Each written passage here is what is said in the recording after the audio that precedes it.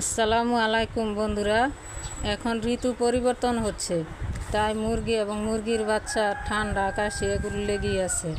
আমরা ওদেরকে কিভাবে সুস্থ রাখবো? ঘরোয়া উপায়ে আদা খাওয়াই আমরা সুস্থ রাখতে পারি। আদার উপকারিতাগুলো শুনো। রোগ প্রতিরোধ ক্ষমতা বৃদ্ধি করে, হজম শক্তি বাড়ায়, মুরগির ওজন বৃদ্ধি করে, ডিম উৎপাদনে বৃদ্ধি করে, অ্যান্টিবায়োটিকের বিকল্প হিসাবে এটি কাজ করে। শ্বাসতন্ত্রের সমস্যা যেমন ঠান্ডা কাশি এগুলো দূর করে। এটি প্রাকৃতিকভাবে শ্বাসনালী পরিষ্কার করে এবং এটি খাওয়াই ঘরোয়া উপায়ে আমরা আদা খাওয়াই আমরা মুরগিকে সারা বছর সুস্থ রাখতে পারি। তাই আমরা প্রতিদিন না হলেও দিনে একবার আদা খাওয়াতে পারি। এরকম আরও উপকারী টিপস পেতে আমার চ্যানেলটাকে লাইক, শেয়ার ও সাবস্ক্রাইব করবেন।